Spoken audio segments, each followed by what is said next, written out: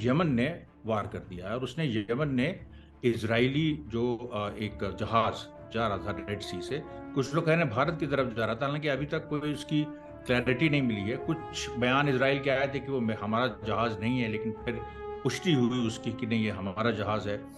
और अभी तक आप देखिए तो इस मुद्दे पे इजराइल बिल्कुल चुप है, कहीं से हमलावर नहीं। जिसमें बताया जाता है कि 52 लोग हैं, 52 होस्टेजेस हैं। जो यमन ने संदेश भेजा वो बहुत खतरनाक था। उसने कहा कि हमने इस तरह से इजराइल के लोगों को बंधक बनाया है और उनके साथ जो हम सलूक करेंगे वो इस्लाम के हिसाब से होगा और आपके दिलों को सुकून पहुंचेगा। आने वाले दिनों में ये आंदोलन और बढ़ेंगे और उसके साथ साथ इसका नेचर भी बदलेगा, इसका नेचर ज़्यादा कन्फ्रंटेशनिस्ट होगा। तो वो सारी बातें हमको ये देखने को मिला। आज का दिन मेरे ख्याल से ऐतिहासिक है। 20 नवंबर जो है, इसको हम लोग टर्निंग पॉइंट कह सकते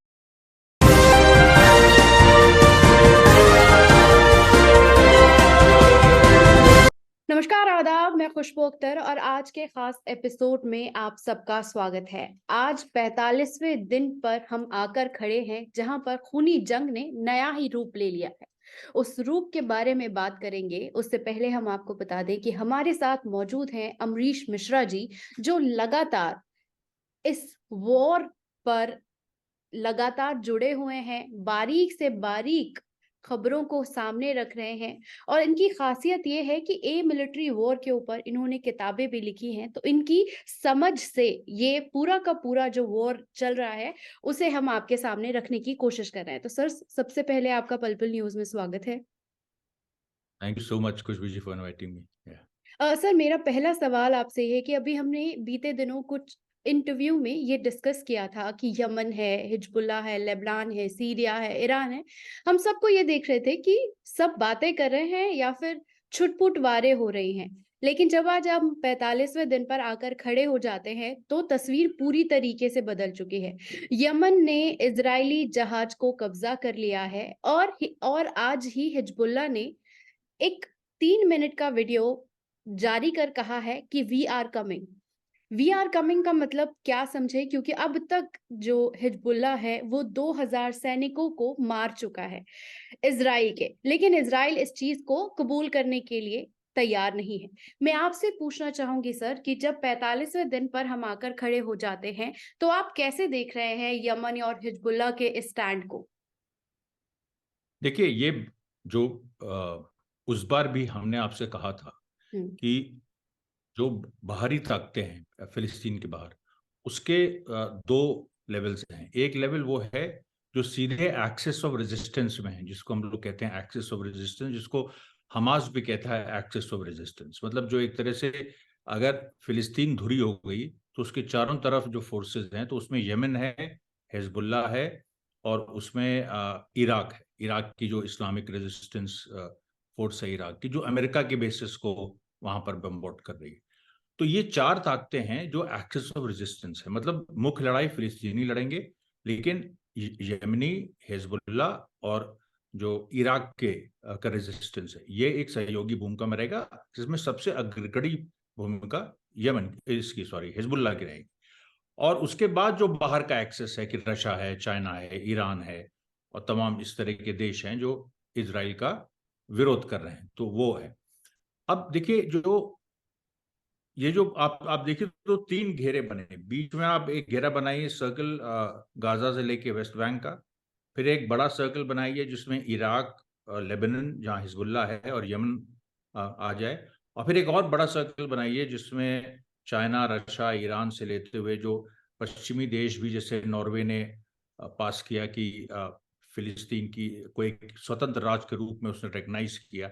इस तरह से और भी बहुत सारे पश्चिमी देश जो हैं वो आगे आ रहे हैं, उनके अंदर डिवीजन बहुत बड़ा हो गया है। तो वहां पर आप देखिए कि जो पश्चिमी देशों में जो जन आंदोलन चल रहा है, तो वो एक बड़ा सर्कल हो गया। तो ये तीन सर्कल, तीन कॉन्सेंट्रिक सर्कल्स में हम इस चीज को देख सकते हैं।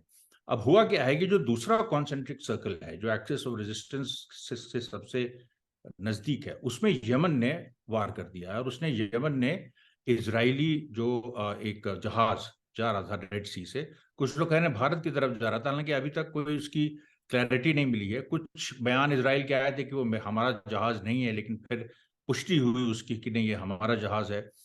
और अभी तक आप देखिए तो इस मुद्दे पे इजराइल बिल्कुल चुप है, कहीं से हमलावर नहीं है। कोई ऐसी बात नहीं आ रही है कि हम यमन को बॉम्ब कर देंगे, जबकि पहले कह चुके हैं वो लोग, हिजबुल्लाह को धमकी दे चुके हैं कि सदर्न लेबनान को हम लोग तबाह कर देंगे। जो भी इस तरह की, और यमन को भी एक उन्होंने वार्निंग दी थी। लेकिन ये जो इतनी बड़ी घटना हो गई है कि उनका जहाज रोक लिया, जिसमें बताया जाता है कि 52 लोग हैं, 52 होस्टेजेस हैं, और जो यमन ने संदेश भेजा वो बहुत खतरनाक था। उसने कहा कि हमने इस तरह से इजराइल के लोगों को बंधक बनाया है, और उनके साथ जो हम सलूक करेंगे वो इस्लाम के हिसाब से होगा, और आपके दिलों को सुकून पहुंचेगा। ये ये ये यमन ने कहा। तो ये जो भाषा है, ये भाषा एक रेजिस्टेंस की भाषा है। ये भाषा, इसमें एक बड़ी मतलब उस तरह से एक एक धमकी है, और इसमें ये सीधे सीधे एक युद्ध की भाषा जिसको हम लोग कहते हैं, युद्ध की भाषा की परिधि में आता है। हालांकि उस तरह से खुल के युद्ध का ऐलान नहीं है, लेकिन युद्ध की भाषा की परिधि में आता है। तो इस तरह, तो सोफिस्टिकेटेड गेम्स जो हैं वो इजराइल और अमेरिका ही नहीं खेल सकते हैं। जो उनके विरोधी ताकतें हैं वो भी इस तरह का सोफिस्टिकेटेड गेम खेल रही हैं। हिजबुल्लाह की देखिए, जहां तक बात है, 2000 नहीं, मेरे ख्याल से 200 के ऊपर हो सकता इजराइल सैनिक, 200 के ऊपर इजराइल सैनिक मारे जा चुके हैं। और हिजबुल्लाह ने आज जो बुरकन मिसाइल से एक इजराइल की जो साइट है उस पर हमला किया, उसका जो वीडियो जारी किया है, तो उस बहुत जिस तरह से तबाही हुई है, उसमें इजरायली सैनिक देखे जा रहे हैं, पूरा पूरा जो उनके बैरक्स हैं वो ध्वस्त हो गए हैं।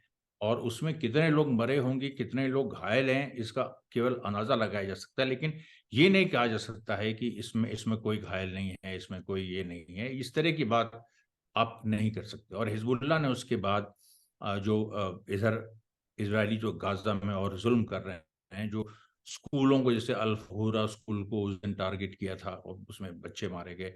फिर अभी अल शिफा के बाद इंडोनेशियन हॉस्पिटल को एक तरह से सीज में लिए हुए हैं ये लोग, उसको घेरे हुए हैं, और वहां पर भी एक वैसे ही कांड होने जा रहा है जैसे अल शिफा में हुआ, उस तरह की चीज हो रही है।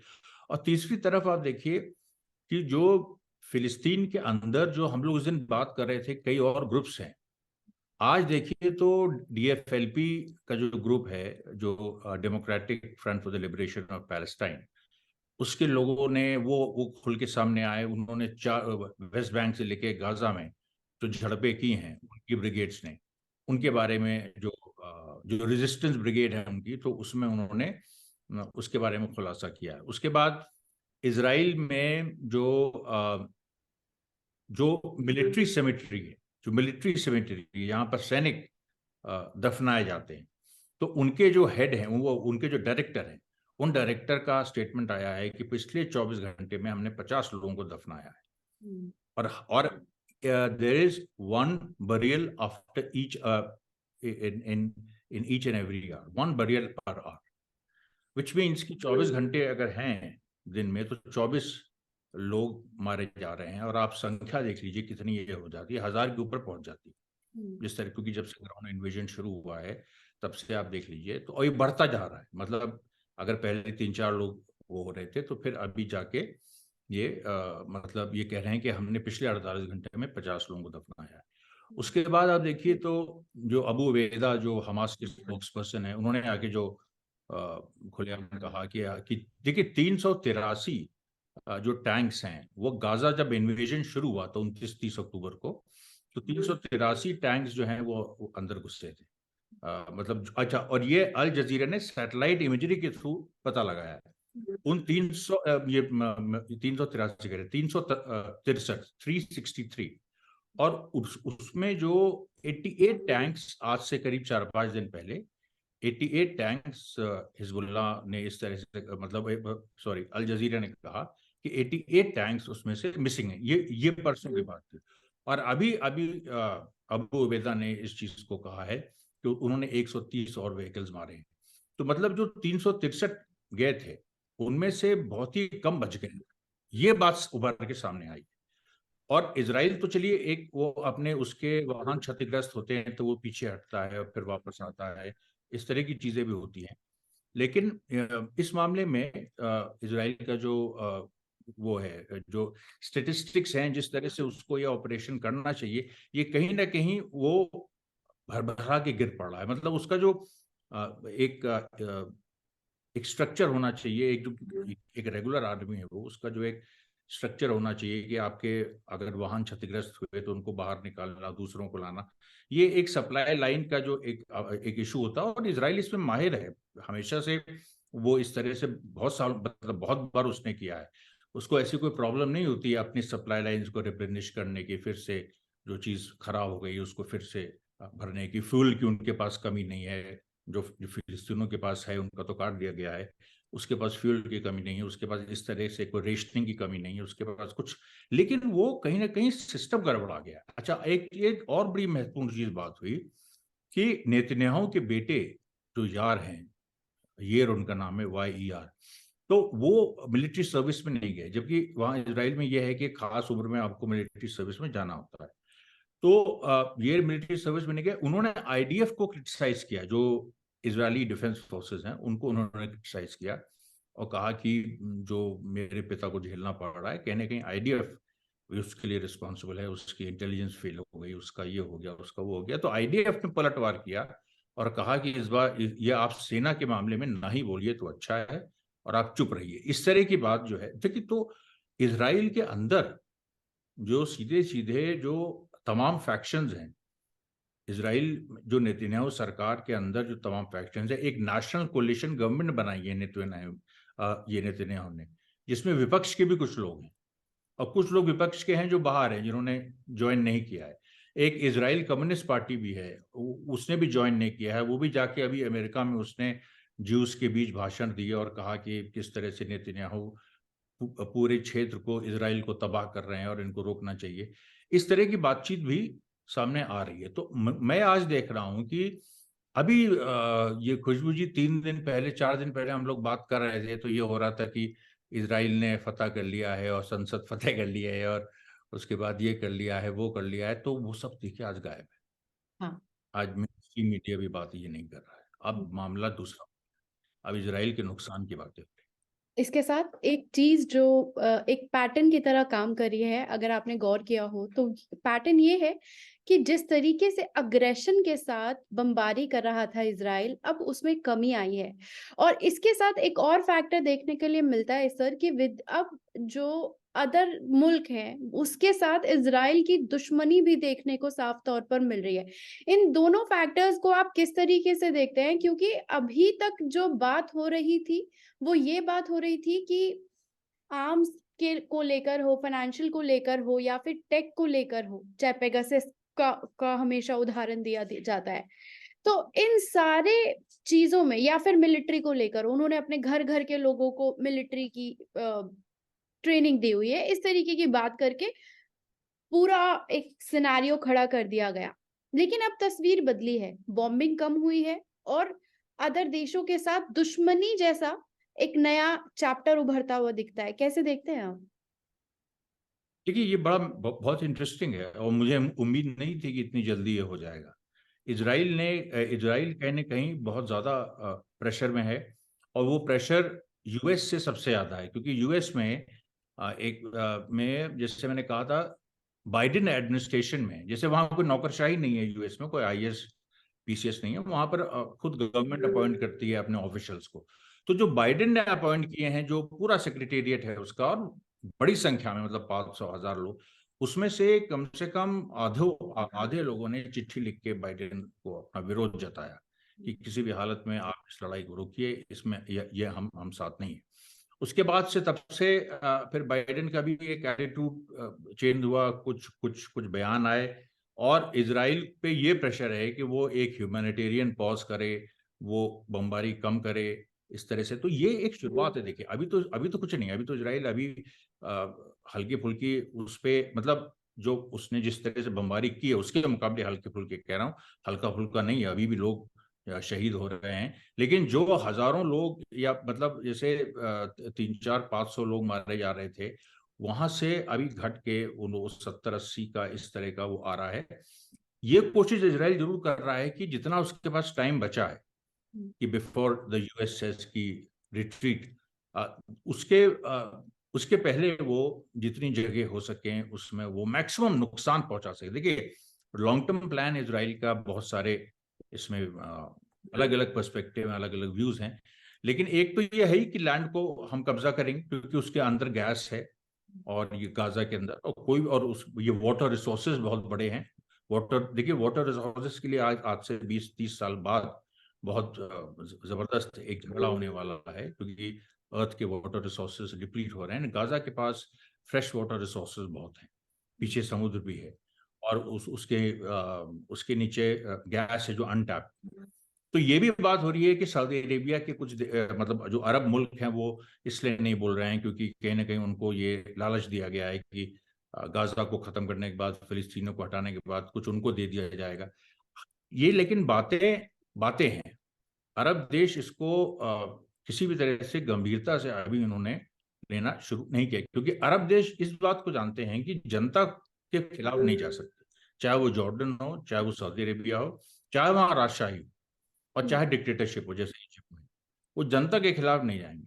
और जनता वहां पर एक उबाल पे है, मतलब कभी भी वहां पर कोई भी ऐसी स्थिति पैदा हो सकती है। अभी शुरू भी हो गया है, कई लोगों ने सऊदी अरेबिया में मक्का मदीना के पास फिलिस्तीनियों के लिए दुआएं की, ये कि उसको वहां की सऊदी अरब की पुलिस ने रोकने की कोशिश की, वहां पर झड़पें हुई, ये सब देखिए शुरू हो गया है। तो ये एक हमास और जो रेजिस्टेंस फोर्सेस हैं पैलेस्टीन की, उनकी कामयाबी है, कहीं ना कहीं उनकी कामयाबी। उन्होंने यहाँ पर लाके, पूरी दुनिया कह रही थी कि हमास मारा जाएगा, फिलिस्तीनी मारे जाएंगे, कुछ नहीं निकलेगा, लेकिन ऐसा नहीं। उसके एक धीरे धीरे ये लोग इजराइल को घेरते हुए घेरते हुए घेरते हुए एक ऐसी स्थिति में ला रहे हैं, और उसको हर फ्रंट पे जवाब देते हुए, जमीन के फ्रंट पे, लड़ाई के फ्रंट पे, हथियार के फ्रंट पे, उसके बुरी तरह उनके सैनिकों को कुछ क्षतिग्रस्त करके। यमन अब देखिए आ गया है, हिजबुल्ला ने वार्निंग दे दी है। हिजबुल्ला देखिए, इजराइल का सबसे बड़ा डर यह है कि उसको 2 फ्रंट पे लड़ाई लड़नी पड़ेगी, उसको गाजा में भी लड़ाई लड़नी पड़ेगी, बल्कि 3 फ्रंट पे, वेस्ट बैंक, मतलब वेस्ट ईस्ट, क्योंकि वेस्ट में उसके ये वेस्ट और साउथ में गाजा है, ईस्ट में वेस्ट बैंक है, और उसके नॉर्थ में, इजराइल के नॉर्थ में लेबनान है जहाँ। तो उसको 3 फ्रंट पे लड़ाई लड़नी पड़ेगी, ये उसका सबसे बड़ा नाइटमेयर है। उसके पास इस तरह की मतलब मैन पावर नहीं। और फिर क्या होगा कि यूएस, अमेरिका अपनी ट्रूप्स, वो मतलब अमेरिकन ट्रूप्स के आने की बात होगी, फिर वही सब बात शुरू हो जाएगी कि अमेरिका, वहां की जनता विरोध में है, कि मतलब वहां की जनता जो बहुत ज्यादा फिलिस्तीनियों के कोई सहानुभूति में नहीं है, यानी कि एक हिस्सा है जो सहानुभूति में है, लेकिन मैं उस हिस्से की बात कर रहा हूँ जो ट्रम्प सपोर्टर्स हैं, जो राइट विंग है, जो बहुत ज्यादा सहानुभूति नहीं रखते फिलिस्तीन से या इससे। वो लोग भी नहीं चाहते हैं कि अमेरिका अपने रिसोर्स, वो चाहते हैं कि अमेरिका अपने रिसोर्सेज उनके ऊपर स्पेंड करे, वहां की जनता के ऊपर स्पेंड करे। अनएम्प्लॉयमेंट बहुत ज्यादा है, कई तरह की समस्या है वहां। तो वो नहीं चाहता है कि एक कॉस्टली वॉर में that the US, that their country should not get involved in a costly war, in another costly war in the Middle East. Sir, मेरा एक आखिरी ये सवाल आपसे ये है कि हम लगातार देख रहे हैं छोटे छोटे मुल्क इजराइल से बाइकॉट कर रहे हैं, उनके राजदूतों को वापस भेज रहे हैं, और एक लंबी चेन अभी बन चुकी है, और सोशल बाइकॉट इजराइल की बात चल रही है। इसी के बीच में हम, अगर फिलिस्तीन के अलावा कोई और बात होती या यूक्रेन की बात भी करते, तो सीज फायर का प्रस्ताव तेजी से आगे रख दिया जाता। लेकिन सीज फायर के पक्ष में अमेरिका नहीं दिखाई दे रहा है। वो बातें तो कर रहा है लेकिन सीज फायर के पक्ष में नहीं। कैसे देखते हैं आप? क्योंकि बाइकॉट का दौर, पहले तो प्रोडक्ट बाइकॉट की बात होती थी, अब मुल्क बाइकॉट की बात हो रही है। तो कैसे देखा और समझा जा सकता है सर इसे? देखिए, ये बड़ा महत्वपूर्ण है, मतलब ये पॉइंट, क्योंकि अमेरिका के अंदर, अमेरिका ही नहीं, ब्रिटेन के अंदर पूरा जो एक वेस्टर्न वर्ल्ड है, जो इसराइल का सपोर्टर है, और फाइनेंस कैपिटलिज्म का जो सेंटर है, ये सारे जो जो लोग हैं, इनके यहाँ अंदर आंदोलन चल रहे हैं। जैसे जो वेपन्स मैन्युफैक्चरर्स हैं इसराइल के, लंदन के अंदर, मैंने आपको बताया था कि वहाँ आंदोलन चल रहा है कि उनकी फैक्ट्री बंद कर दो। उनकी फैक्ट्री की कुछ यूनिट्स बंद कर दी गई। वहाँ के वर्किंग क्लास ने एक तरह से विद्रोह कर दिया है। अमेरिका में भी यही आंदोलन चल रहा है कि इसराइल को जो है आइसोलेट किया जाए। जो भी अमेरिका से एड जारी, अभी मैं उस शहर का नाम भूल रहा हूँ, जहाँ से जहाज जा रहे थे इजराइल के लिए।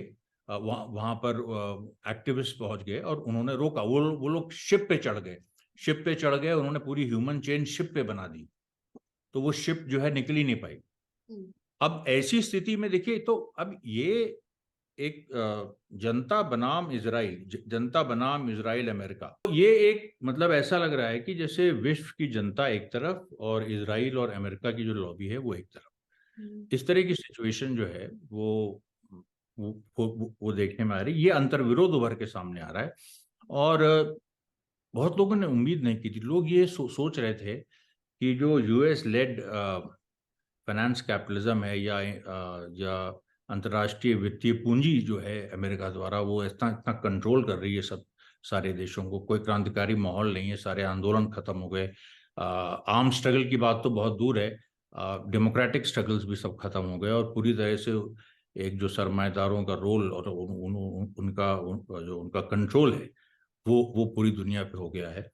इस तरह की बात आ रही थी। इन सब चीज़ों को 7 अक्टूबर के एक हमले ने खत्म कर दिया।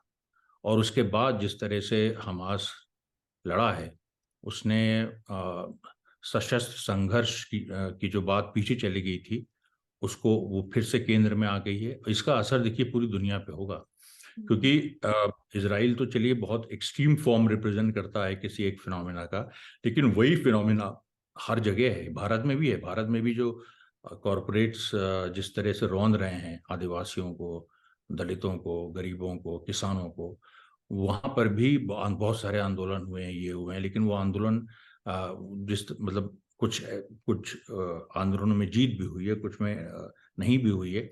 लेकिन आने वाले दिनों में ये आंदोलन और बढ़ेंगे, और उसके साथ साथ इसका नेचर भी बदलेगा। इसका नेचर ज़्यादा कन्फ्रंटेशनिस्ट होगा। तो वो सारी बातें हमको ये देखने को मिला। आज का दिन मेरे ख्याल से ऐतिहासिक है। 20 नवंबर जो है, इसको हम लोग टर्निंग पॉइंट कह सकते हैं।